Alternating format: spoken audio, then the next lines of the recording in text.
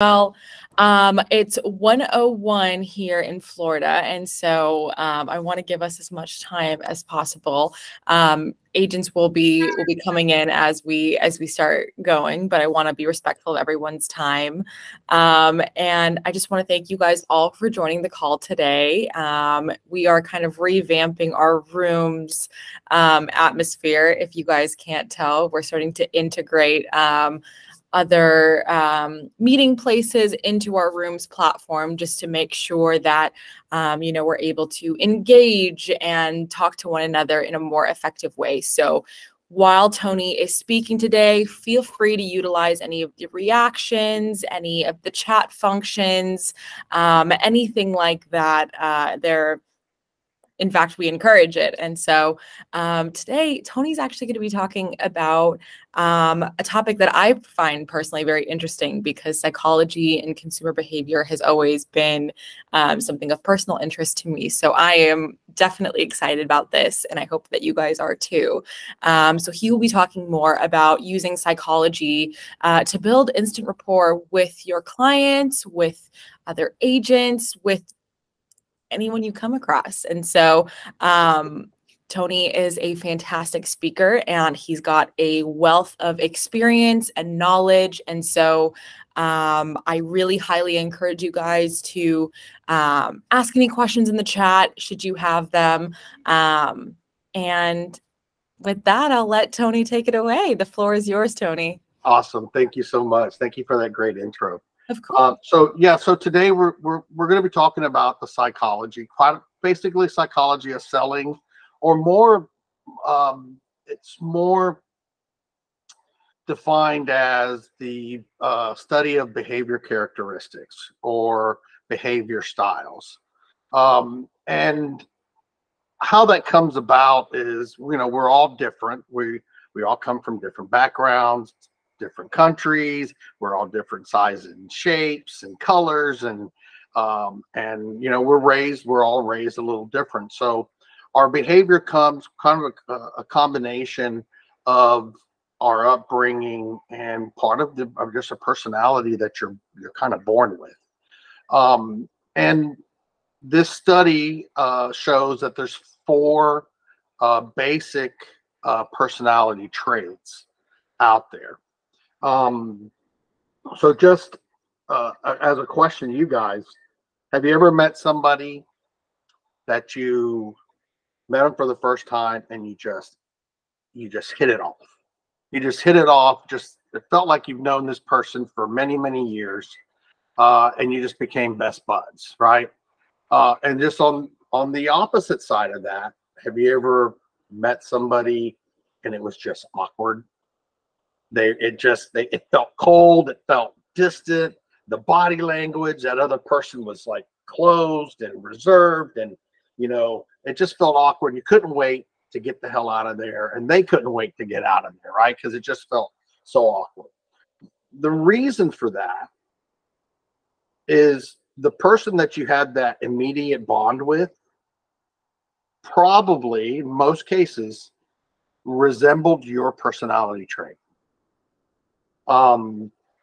And that old saying, birds of a feather flock together, it's kind of where that comes from, right? And it all deals with basically the subconscious mind. The subconscious mind, when you meet somebody new or somebody new meets you, their subconscious mind and your subconscious mind is sitting there evaluating that person, judging that person. What are they dressed like? What do they look like? What's their body language? These are all things that your mind's doing. You're doing it subconsciously. You don't even know it, but they're judging you. You're judging them. If there is a difference in your personality traits, that person can be completely turned off by you. They can put up their barriers. They can put up their defense mechanism, and to keep some distance, because you are a personality that clashes with them, right? So does that mean you can only do business with people that are your same personality? Well, not really. I mean, you can do business with just about anybody. The most important part is the first few minutes that you meet them. what are you representing? What are they seeing?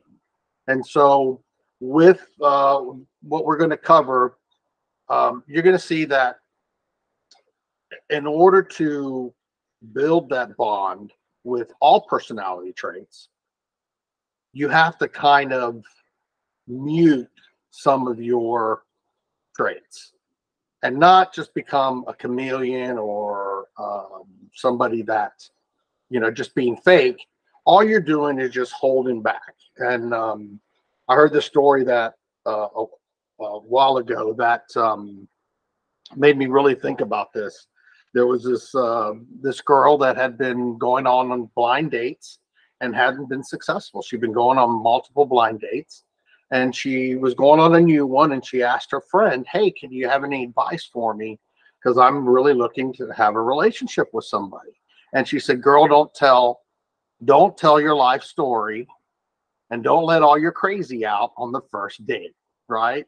And so that's basically the same premise of don't let your craziness out. Don't let all of you out until you figure out who they are. So you're basically going to kind of contain yourself. And as salespeople, that's always pretty difficult to do, because we come in with guns blazing. We come in with our listing presentation and our stats and how great we are and how many houses we sold, and that we sold a house down the street and we know this neighborhood. We just start rambling and talking about ourselves. But the most important part, the foundation of the whole, this whole characteristics, style characteristics, is for you to identify that other person. Identify them, who they are, what makes them tick, what turns them off, what turns them on, and what they want. And so I believe that the most important part of any communication is to give that other person empathy and respect. And by opening up your ears, opening your eyes, and just observing their mannerisms, observing their surroundings, observing their home, how they dress, how they speak, you can determine their personality trait. And just by allowing them the opportunity to talk and to tell you who they are, what they want, what they expect, you're giving them the utmost respect. And the key to communication is always seek to understand first before you seek to be understood. And so if you get that mind frame when you meet somebody for the first time, it's going to really allow you to slow down, match that person's speed, their cadence, their, the way they're sitting, the way they're standing, however it is, whatever their body language is, it allows you to take it in and to start to emulate it, so that they feel comfortable and they feel that immediate bond. Okay. So understand that the greater the difference, the greater the skepticism, the cautiousness, the judgment, and you're easy. It's easy to tell when someone's standoffish or someone's closed. You see somebody with their arms crossed, and they back away from you. So those are just little cues that you can pick up. So before I go on to the actual personality traits, does anybody have any questions? We do have one in the chat, Tony. Is it? Do I see the chat? Hold on, I don't see the chat. Here we go. I want to make sure that I'm pronouncing your name correctly. Is it Boji or Boji or? Boji. Boji. Okay. Yes. So thank you so much for your question. So Boji said, how to break the ice with those that appear to be reserved and are not necessarily opening up to you. Somebody that, is staying more withdrawn and closed off and not really necessarily wanting to engage with any of them. Especially Asians. Well, to me, just you're being quieter. If they ask you a question or they tell you a thing, a mirroring technique of responding with the same question. So if they say, how much is your commission? You could also say, do you want to know what my commission is? And just, or say, why is that important to you? What's important about my commission? Or, and still be respectful, trying to answer the question, but trying to understand that question that they might have, or that reservation that they might have, may be just the tip of the iceberg of what they're concerned with, right? And you did something in the beginning to turn them off, or they're just very cautious with salespeople. Think about it. We all are. You go, especially men. We go into a department store, and someone comes up to us and says, "Can I help you?" We immediately go, "No, I'm just looking," right? And then when they walk away, you go, "Why'd I do that? I really do need some help. I don't know where my size is," So it's a very natural thing for people to put up their barriers on somebody that they've never met. So the more you can understand who they are and what their behavior is and their behavior styles, the better you're able to present to them or tell them things in the way they want, right? Because some people are visual, some people are auditory, and some people are kinesthetic. So some people are more feeling touchy, some people are listening more they're looking for key words that you're saying, and other people are looking at you and what you're presenting. So it all depends who they are and how they interpret information. And you'll be able to get that by looking at these personality traits. When I open up to the personality traits, I'll go one by one and kind of giving you kind of an overview of who they are. And as I go through that, try to identify somebody a relative, friend, a neighbor, a coworker, whoever that fits these different personalities. And you'll get a pretty good clue. If you know somebody that's that personality trait, you're going to go, "Oh yeah, that's so-and-so. Yeah, that's so-and-so. That's my brother. That's my sister. That's my neighbor. That's my friend. They're annoying," And so, but yeah, that's basically it. So quick question. I mean, to be more specific would be, let's say you're interacting with a lead and you want to find out their motivation of why are you buying or selling initially. Either you're on the phone with them or they walk into your open house, whatnot, and then they appear to be reserved and not opening up. By brushing you off, yeah, we just want to sell, but why? Don't feel like telling you. So when you first meet these kind of resistance, do you back off or do you want to dig deeper and overcome that barrier? And if so, how would you do that? Absolutely. Yeah, I definitely would want to overcome the barrier. And that's just by questioning, right? We're going to open up with some questions.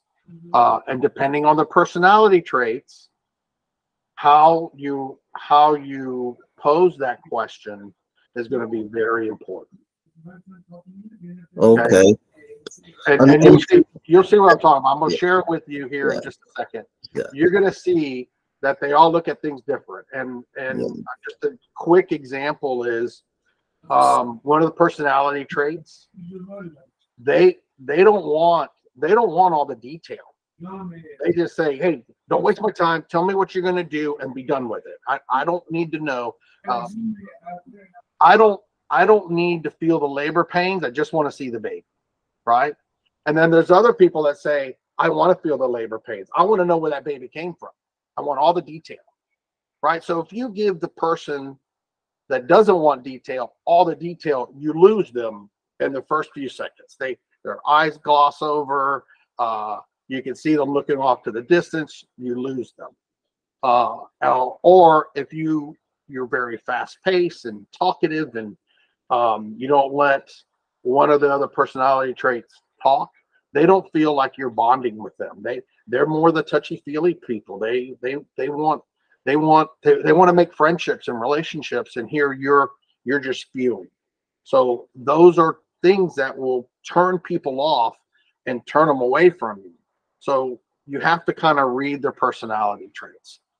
There's words that people will say that will clue you into who they are and how they take in information. For instance, an auditory person will give you clues of saying things like that's clear as a bell. Well, now you know they're auditory. They don't want to look at stuff. They just want you to talk to them and tell them, right? Or you get somebody that says, "Oh, that's I see what you're saying," right? Well, you can't see what I'm saying. You can hear it, but if they say, "I see what you're saying," they're a visual person, right?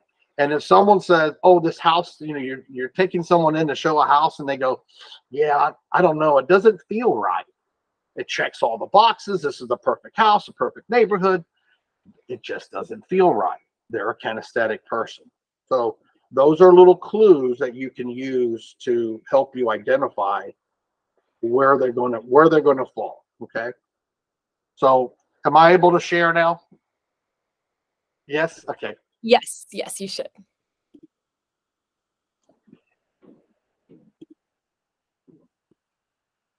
Hopefully it'll let me share. Do you see the button for it? I may have to add you as a co-host then. How's that? Am I sharing? No, not yet. No. Here. Let me try adding you as a co-host, and then we will. Do you see the button at the bottom of the screen that has the little? Yeah, yes, it says I'm sharing. Now you're sharing. Okay. So this is the first personality trait. This is the driver, or I like calling him the commander. So I've renamed these because just from personal experiences of people I know. And so it helps me remember who they are. So this is a person that is decisive, initiating, forceful, assertive, competitive, goal-oriented, authoritative, independent, organized, and their weaknesses are overbearing, abrasive, impatient, blunt, demanding. This person does not want to feel the labor pains. This is the person that wants to see the baby. Tell me what the baby looks like, and we'll go from there. Okay.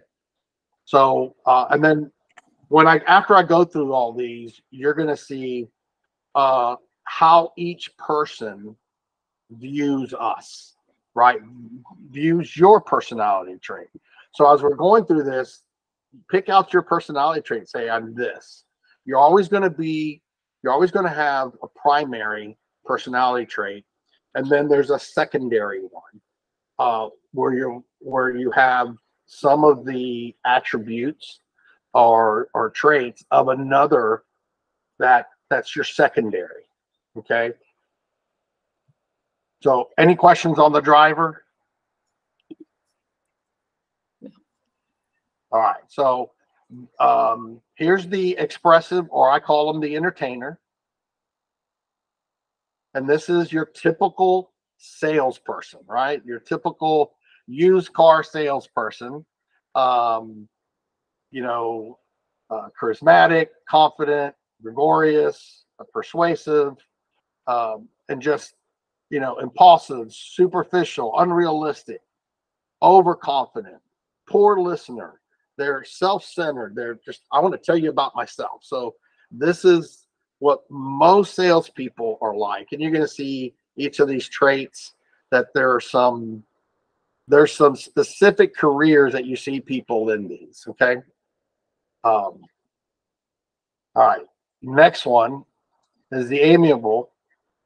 I call this the accommodator. This is the person that wants relationships. This is a person that's they're patient, they're good listeners, they're sympathetic, they want the relationships, they're warm, dependable. They're the touchy-feely person, right?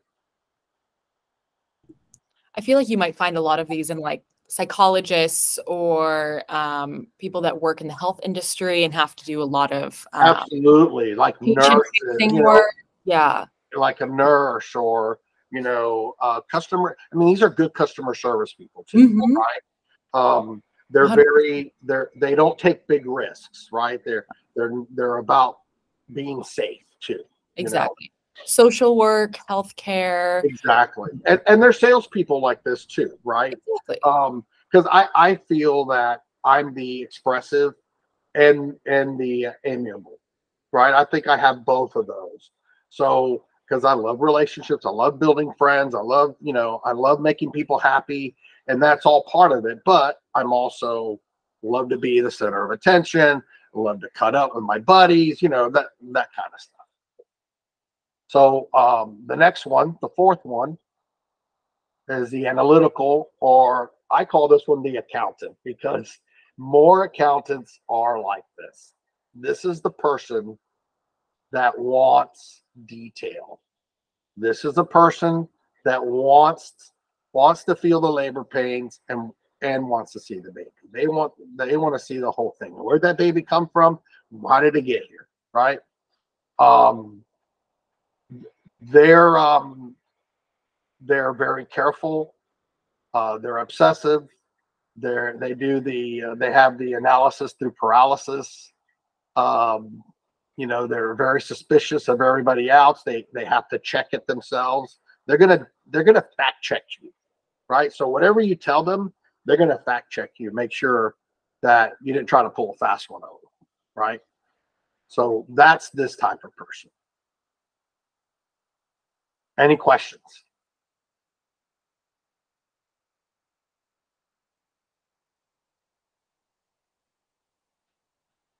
No questions. Okay. Yeah, we'll share some more stuff. Hold on. We do have one question. Boji asked, when you have to make a very important decision, don't you automatically become analytical? Well, yeah, I feel like that kind of goes into what I was saying too, that like people are complex. There's never one size personality that fits all. That's correct. Well, and think about it. Some people, being analytical may be your secondary style, right? It could be your secondary behavior style that you go to that, right? You're going to go from that style to help you make a decision, right? So it could be your secondary as well. So let's go. All right, so the amiable sees himself, good potential friend, might have similar weaknesses as himself, reluctant to state what's on their mind. The expressive, nice open person, but too overstated, somewhat phony, hiding the real you, comes on too strong, too eager to move quickly. So understand, this is how this behavior sees us, sees everybody else. Analytical, too cool and impersonal, not open, too stuffy or arrogant, right? And the driver is intimidating, overpowering, and sensitive. So think about that. This person is all about relationships. The driver or commander is not, right? He's about progress. He's about the task.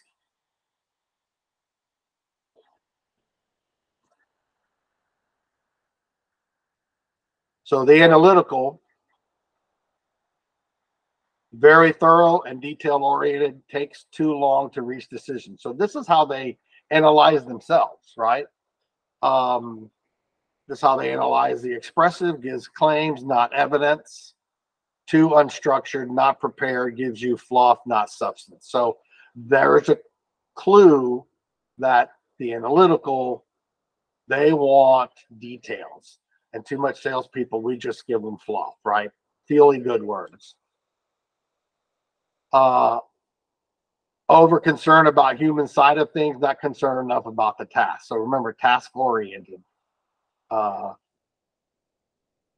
And the driver too overbearing and too big of a hurry, not accurate, claim oriented. So the driver sees this person as, yeah, they're competition to them, right? They're like, yeah, they're too much detail. I don't want to deal with it.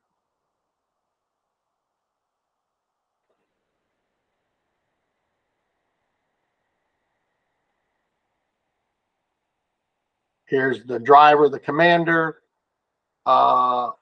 views himself good people to do business with, but comes on too strong, right? They're competing with him wanting to take control, right? The driver sees the amiable as unrealistic in expectations, not serious enough about business, too people oriented, too sensitive, not nearly assertive enough to the bottom line. The analytical is seen as precise and efficient, but too slow, indecisive, too detail oriented, not action oriented. And of course, here we go. Here's a salesperson again. Too flighty, not serious about business, not task oriented, too concerned about people. So you can see that the salesperson or the expressive and the amiable are they could get along, right? Because we kind of look at the same things, right? And here's the expressive. Tendency to get off subject and not to get job done quickly enough, might steal the show. Remember, he wants the expressive wants to be the center of attraction, the center of the show. The analytical, inflexible, impersonal, too concerned about details, not personal. Overbearing, too anxious to move ahead, not concerned about people, too task oriented. The amiable is nice person, not assertive enough, too slow moving, overly sensitive. Okay.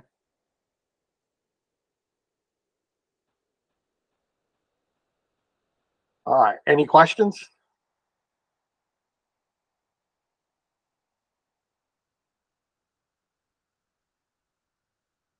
Okay. So the question is,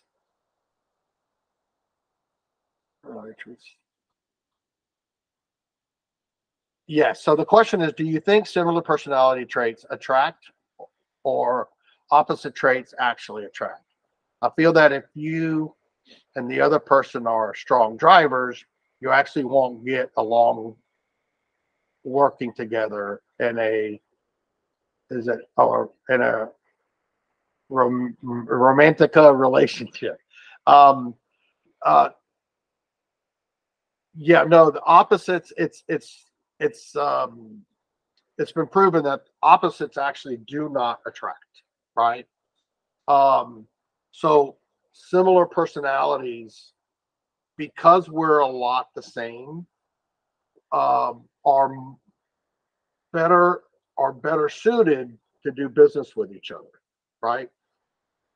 Because we view the world the same. So it's easier for me to present to somebody that's more like me, that I can get excited and see them get excited, to somebody that's not, you know. So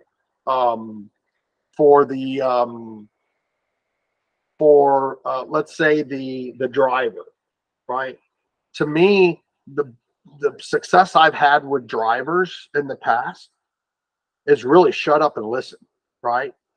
Just be quiet, ask a few questions, let them talk, because they're going to tell you where they want you to be, how they want you to get there, and what's their motivation to sell. They're going to give it to you all. They've already prepared it in a speech, right? They're ready to go. So to me, those have been one of the easier personalities for me to sell to, because there's nothing between the lines with them. They put it all out there. You know, I had in my past career, I had a client, his name was Bill, and he was a commander. And I'll never forget that when we sat down to my meeting with him, when we sat down, he pulled out a piece of paper and he handed it to me, and he said, "Those are Bill's 10 commandments." And it was, how I should interact with him, right? These are Bill's rules, and I couldn't violate any of those rules, right? Right from the start, before, you know, even pleasantries were exchanged, I got this list from him. And I had the best business relationship with him because he told me right from the start what he expected and how I had to comply with his requests. And we had the best relationship ever after that because I just knew he's no nonsense. He didn't want to go out to lunch. He didn't want me to bring him. He didn't want to go to football games. All he wanted me was to take care of his business and report to him in a certain way. And as long as I did that, him and I would be okay. Right. So the different personalities, it just all depends. You know, the driver's going to tell you who they are, right? They're going to tell you. They're going to take control of that situation right from the very beginning, and you just got to sit back, listen, give them that respect, and they'll respect you back, right? And then if you realize the seller is a strong driver, do you let them dominate you in the process, or do you become a driver and put him in his place? Absolutely not. You don't become the driver. You let them drive. You let them drive the bus, right? They're going to tell you where to drive it to, how fast to drive it, and when to get it there, right? So, not that you become weak and a wet noodle, because they won't respect you. They want someone that's strong, but you still have to give them that empathy and that respect, that you listen to what they have to say and you clearly understand what they want. And if there's something that you don't understand, then it's okay to say, you know, I've got some more questions about this because I'm not sure I got a complete grasp of what you're wanting to do here. Can we go back to that? Can we go back to that for a minute? And that normally will clarify what you need. And they're willing to repeat what they're saying, because they want to make sure you understand. And you being respectful, saying, hey, I missed something here. I don't quite get this. Can we go back to that and kind of cover that again? So just remember, the mindset here always is, before you get into this, the mindset is, is giving them respect and being a really good listener and a good observer. Any other questions?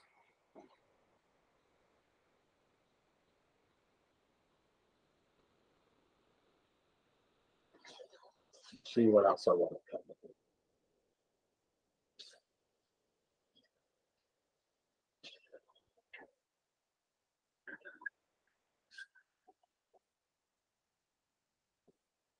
So the task I'm going to give you guys is now try to figure out people that you know that are in these behavior types. If you need me to put them back up so you can take some notes, I can do that.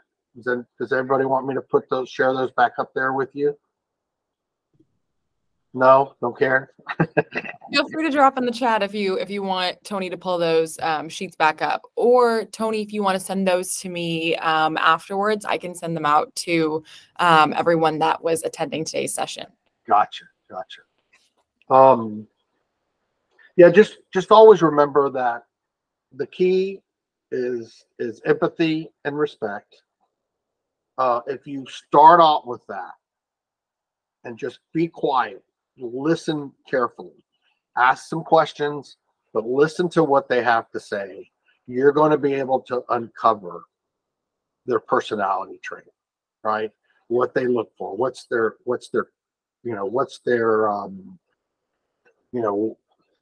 objective, and how they want you to give them that objective. I've had classes or taught classes in the past, and I've had agents ask me, Tony, what listing presentation do you provide? Do you have a certain one? And I always tell them no, and it blows them away that I don't have a set listing presentation. And I always tell them, listen, the presentation depends on who I'm talking to. And normally over the phone, I can pick out a personality trait just by words they use, the way they answer, the way they talk. I can almost pick up. I may not be completely correct, but I got some clues, right? So I know where I'm going. So if it's the accountant, then I know the analytical, the accountant. I know that I've got to come with all my data, right? So I got to come with all my comparables. I've got to come, with a map showing where I pulled those comparables, and then I got to show what my average and my ranges and everything, and I got to show them how fast homes are turning in their neighborhood. I've got to give them all that detail because that's what they want, right? If I find out it's someone that's the accommodator, then I know that the data doesn't mean anything. They really just have to like me. So I have to be very respectful and accommodating to them, and kind of show that touchy-feely side of myself, right? And kind of hide everything else behind it. Once, and I'm not saying you have to be fake to these people all the time, but you have to mask it, your initial contact, because if they see that you're opposite, they're going to shut down. Tony, we've got some more questions Yes. in the chat. So what disc test website do you recommend? Well, this is a lot like the disc. It's a little different. I can actually send you the test to do. If you have the link, you can drop it in the chat right here as well. I have it in my computer. I'll have to send it to you. Okay. Okay. I can email it to you. If you give me their email, everyone's emails, I can shoot all this information to them. Perfect. I'll send that to you afterwards. Yeah. So Tyler asks, what are phrases you use to gain trust of your clients when personal finances are involved? For our sub, gotcha, Tyler. It depends who they are, right? If it's the accommodator person, then I'm going to tell them about my beliefs in the family and my beliefs in friendship and honesty and being, being transparent. And I'm gonna tell them about that side of me. Things that appeal to them are, things that I know I do, and I can share that with them, how it's going to appeal to them. On the other personality, say the commander, I'm going to tell the commander, hey, I'm going to do exactly what you want me to do here, right? This is all about you. This is your candy store. I'm just here to help you with it, right? So you have control. You tell me where you want to price it, and I'll let you look over my descriptions and everything, and you can critique it, right? I've had people write their own descriptions, right?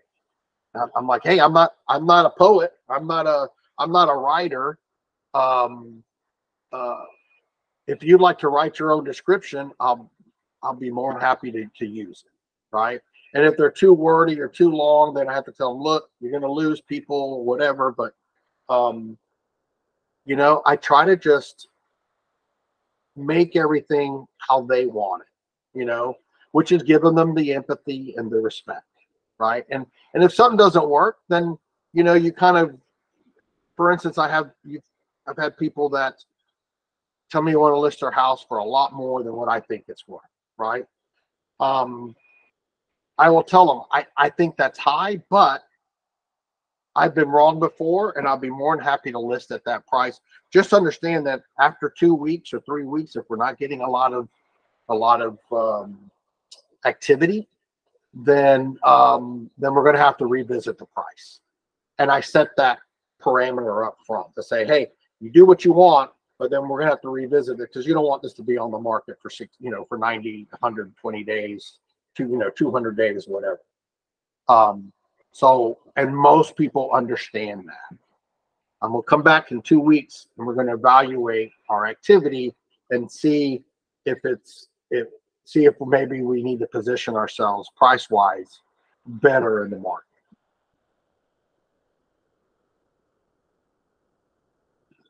No, Teresita asked how to work with an opposite personality type, or do you pass the business? Well, I don't pass the business. I try to get along with everybody. And I try to find out what's going on. Now, if that personality type is abusive, isn't respectful, and is wasting my time, I have fired clients in the past, and it's the most it's one of the best feelings in the world to tell somebody, you know what, I don't think I'm the right person for you. Excuse me. Let's see. Who else? Okay, when the seller cuts you off at the beginning and asks you just to tell him to tell me the price, your commission, and why I should hire you, they may be a driver or they are typical FSBOs expired. They're drivers, okay? And someone that does here, and here's the cool thing, so you can understand with a FSBO, right? Most FSBOs are drivers. They're people that think they can do it themselves, right?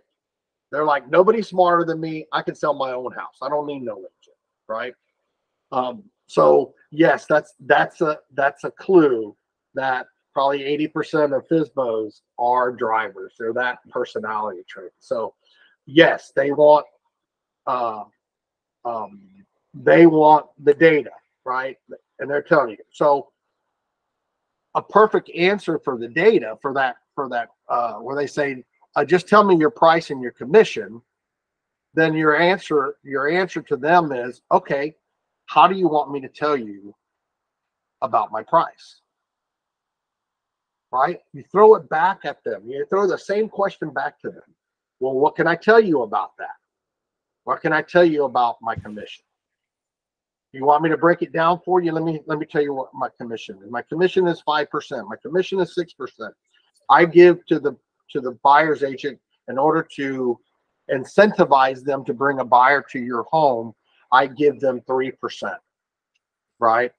And then the rest of it I break down, and by breaking that commission down, also shows that person that you're not making the 6% or the 5%, because in their mind, you're going to pocket that entire 6%. So when you break it down and go, okay, this is how it is. This is the whole 6%. All right. And I've done this before where I draw a circle and I say 6%, and I put a line through. I said, this 3% goes to the buyer's agent. This 3% goes to me, the broker. It goes to, anything else. It goes to my costs of my signs, my photos, and I start breaking that all down to show them, to justify, this is why, and this is what I'm going to make, right? I'm not really making 3%. I'm only making whatever, 1.5%, 2% after you deduct your costs. So if they're asking for that, then give them that detail, right? What's your price? Tell me the price. So yeah, so on the price you go, yeah, I've done comparables, or you can basically, sir, I haven't seen your house. You're on the phone trying to do a FSBO. Say, sir, I really haven't seen your house in person. I've got some numbers that I can have a ballpark of where I think your range where your house may come in, but I really need to view your house personally so that I can understand the dynamics of your house and how it fits in the market. And that will normally get you in the door. That'll normally get you that appointment. Let's see. How to work with an opposite personality type, or do you pass on that business? Right. That so yeah, and I answered that already, but you don't pass on the business. You try to make it work, right? And it's those first few minutes, it's those first few seconds of you actually meeting that is going to make you successful or not. If you didn't bond, then they're going to shut down and you're going to walk away and go, yeah, I blew that one, right? But yeah, I would not blow off opposite, because then you're only going to do business with people that don't like you, right? And sometimes I don't like people that don't like me, you know. Oh, Tyler asked this question because the gentleman that created this presentation is a mentor of mine that I've had for many, many years. And he taught this to me years ago when I was in the freight business and a young man. And this personality traits, knowing them, has really had a huge impact on me. And so he wrote a book. He wrote a book called There's No Such Thing as a Pretty Good Alligator Wrestler, right? So basically saying you got to be really good at what you do, right? An alligator wrestler just can't be so-so. He's got to be really good, right? Because if he messes up, he's done. So yeah, exactly. He's eaten. So it's just a good example of saying, hey, stop being pretty good. Be real good. You know, hone your task, hone your skills, improve on what you do daily. He's one of the guys that told me years ago that, there's millions of people that sit in front of their television and just waste 2 or 3 hours every single night making other people rich, right? He says, if you took 1 hour a night and read a book that's on your industry, within a year, you have read about 10 or 15 books, and you are now the expert in your field, in your marketplace, because nobody else does that. And so I haven't completely followed that over the years, but there's things called having kids and work and home, but I've always tried to learn new things and better myself. And it's and there's more to this that I can do at a later date, where now I can go in and I can show you, we can just attack the accommodator and say, these are the things the accommodator looks for, right? Not just who they are, but how they going to interact. And there's things that you can do. So there's a lot more to this. I just don't want to overwhelm you with a lot. I was going to say, we could turn this into a series of some sort too, where we tackle a different personality type each time, and talk through what are some ways to build client relationships with that type of personality type, how to go about your interactions, or if that person is a lead and has a certain personality type, then being able to kind of secure a listing, even if they have an opposing personality type. Exactly. So drop in the chat if that would be something that you guys would be interested in. You can definitely expand on that.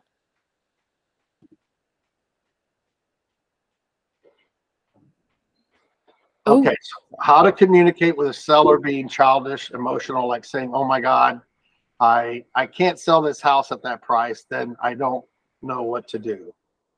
I'm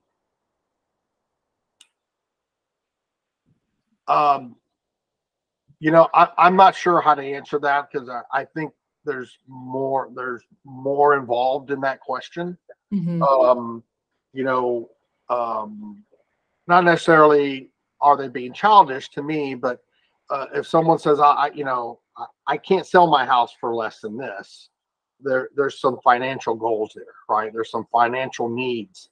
So if they can't sell it for that, then they don't break even, or they don't have enough money to move. So there's other things that you need to uncover that come up. So when someone says that, I can't sell my house at this price, you mirror that question and go, you can't sell your house for this price? And then they'll answer and they'll give you hopefully some detail. And if they go, yeah, I can't sell my house. If I can't sell my house for that price, I can't do this. And you go, well, what is it you're trying to accomplish? So I think you have to do some more investigation and some more questioning. There's a guy that I've recently, probably in the last 6 months, have started following. And I don't know if you've heard of him, Chris Vaughn. He is a retired FBI hostage negotiator. If you search for him and follow him and look at some of the stuff, some of the stuff that we covered here, he covers. He covers the same thing, but more of the mirroring and the conversation and things that you can do. Just completely amazing. And the empathy and the respect part of that really comes from him, because as I was listening to him, I thought, oh my God, that's the perfect mindset for this. You know, that's the perfect mindset for uncovering personality traits. Is you got to have the same thing. You got to understand what makes them tick. So if you have time, search him and go through. He's got a bunch of videos, short videos that you can watch. They're like 10-minute, 15-minute videos. Super impressive. I definitely think you should watch it.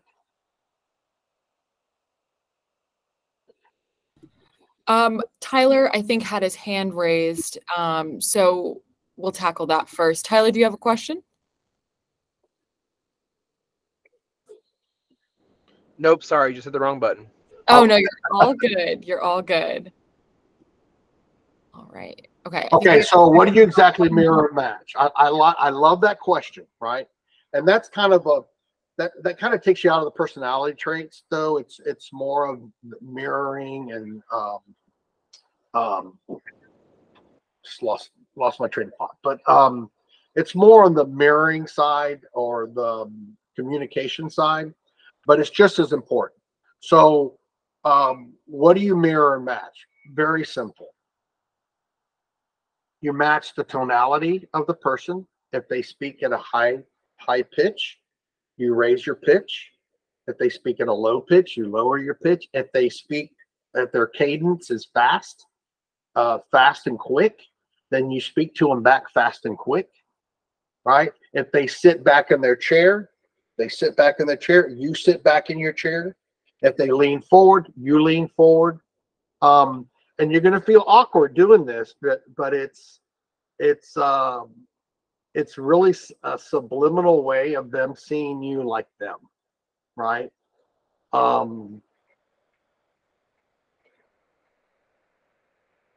Let's see. Okay.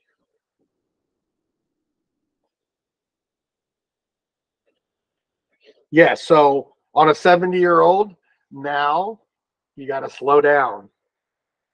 You got to make sure you're answering their questions. They may come back to you and ask you the same questions over and over. So you got to be patient. You got to be slower. Yeah. Yeah, it's every time's a challenge, but try this with people. Just if you sit down to talk to somebody, just a family member, a friend, whatever, start mirroring their body language. Start mirroring the way they speak, right? It's a natural thing. We all do it. I remember when I first was learning these techniques, I thought, oh my God, I felt a little guilty because I felt like I was manipulating somebody, right? Like, oh my God, I can manipulate them into liking me. It's exciting, but it's also scary, right? It didn't feel right because I don't want to manipulate somebody. But we do it subconsciously, naturally. The best example of this is, my parents came from Cuba, right? In a very thick Cuban Spanish accent. when my friends would come around, all of a sudden my friends started speaking to my parents with a Spanish accent, right? And I just thought it was funny. And at first I thought, oh my God, they're making fun of my parents, right? They're making fun of them, but it's not. It's the natural. I mean, we're wired to do that. We're wired to start to mimic other people. Have you ever been talking to somebody and you see them almost moving their lips, like following what you're saying? Right? That's a natural instinct that we have. All of this is natural. Someone just studied it and said, hey, you can refine it. We can refine this, be more conscious of these things to make you a better communicator, right? It's really, how does that person want me to communicate to them? And that's all we're talking about. That's awesome. And so we could talk about this for hours, honestly, but I think based on your guys' reactions and engagement, we will definitely break this down into a further series on a monthly basis with Tony. And so that's about the end of our time for today's session, but I want to thank Tony first and foremost for coming into rooms, joining us, sharing his expertise and all the things that he's learned. He had some really great insights. And so again, we are so thankful that he wanted to come in and share that with you all. And I wanted to thank each and every one of you for coming and engaging with him, bringing your questions. We had some really great discussions today. And so we'll definitely be back next month in the new year with some fresh content. And again, I just wanted to thank you all. And I hope everyone has a great rest of their Tuesday, a very happy holiday and new year. And we'll see you guys again next time. Well, thank you